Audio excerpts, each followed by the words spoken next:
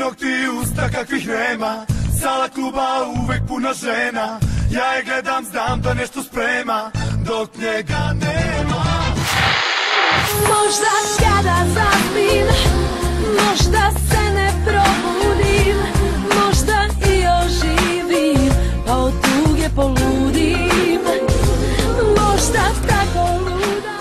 Bane Kovačević, jedan od članova popularnog sastava iz 90-ih 187, posle dugog niza godina izbacio je singl Ja bih pošao sa njom, koji je posvetio svojoj nekadašnjoj prijateljici i velikoj ljubavi Kseniji Pajčin.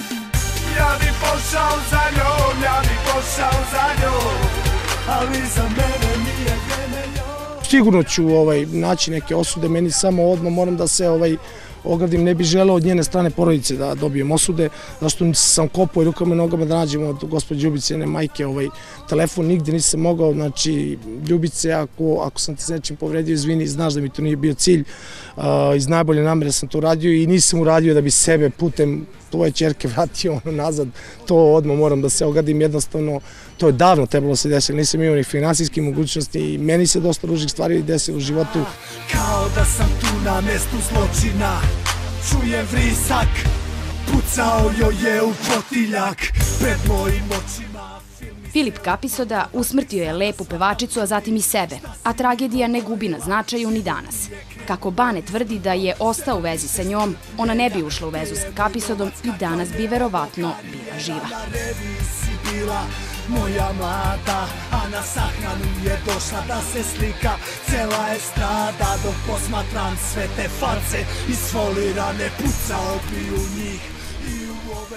Da, sigurno tvrdim da bi bila živa 100%. Mi smo mnogo bili prisni pa se mnogo raziđemo, pa mnogo budemo prisni pa se raziđemo. I onda kad dođe do drugog nekog susreta, ona se promeni, ja se promenim, jednostavno ostaneš.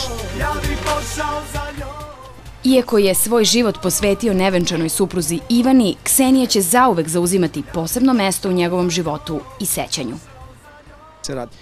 Ja sam njoj posvetio pesmu, zašto je ona meni bila i prijatelj i više od prijatelja, i brat i sestra i sve. Ona je jednostavno bila devojka puna harizme, puna života. Ja sad kažem, masa devojaka sada stavlja sebe na broj 1, da i po izgledu i po pevanju i po onome. Ja se evo gledam u kameru, devojke nula bi bili. Nula bi sve od prve do poslije bili da ona živa.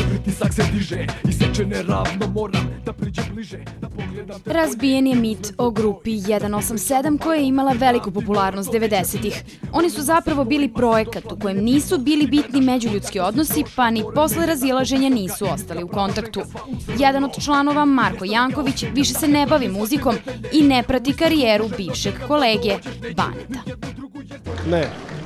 Ne, nismo se mi nikad družili u okviru grupe, to je više bio neki, kako bih je nazvao, biznis projekat.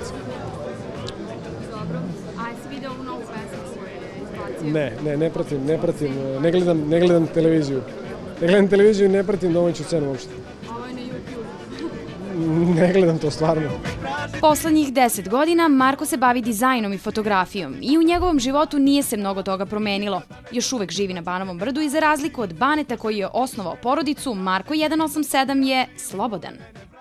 Jesi se oženio nešto? Nisam još. Sad u subotu. Šalim se, ne znam, to je neizvesno. Casting je i dalje u toku. Da. Treći član, Peđa Radosavljević, prvi je napustio sastav 187. I dalje se bavi muzikom, ali za mix pultom pod imenom DJ Prema. Marko i Bane su nastavili saradnju, ali su se posle nekog vremena i oni razišli.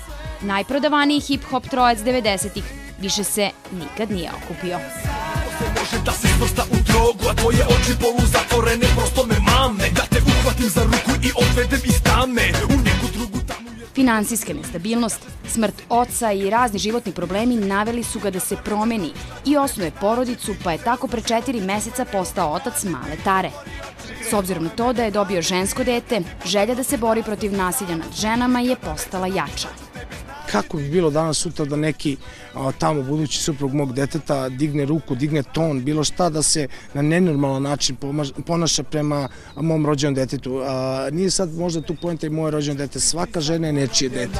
U tvome oku video sam prelepi cvet, Gospod ga je ubrao i poneo na drugi svet. Kad dođem gore... U periodima kada su se zabavljali ili družili, vreme su provodili uglavnom na Voždovcu, gde su oboje živeli. Dosta smo puta bili u ovom ovde iza nas gradi u njenom stanu, dolazile kod mene na žurke i privatno smo se družili. Ja sam to živeo Ljube Vučkovića dole ispod njene ulice, stalno me vraćala iz jednog kluba, ona je ovde, stalno me vraćala kući u njenem golfu, čini mi se, to je žena. Znaš kad kažu žene ne znaju da voze, pa laže. Ona je vozila kao 3 muškarca, znači reli je mogla vozi koliko je super vozila. Pesmu Škorpija posvetila je upravo Banetu, jer je, kako nam je rekao, to njegov horoskopski znak. Ne pričaš drugovima, da te ne čujem ja.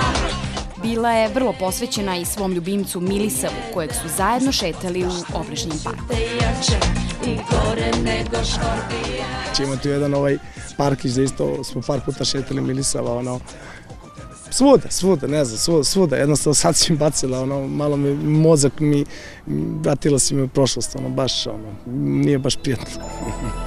Zavoli me sad kada me gubiš, kad sve je farsa. Za razliku od spota u kojem preovladava bes jer Ksenije više nema, dok smo sa njim razgovarali na mestu uspomena, ali i zločina, ispred njene zgrade u Nikšićkoj ulici, na licu Baneta Kovačevića smo primetili setu i nedostajanje. Uskoro se i obeležava 6. godišnjica smrti kraljice 90-ih.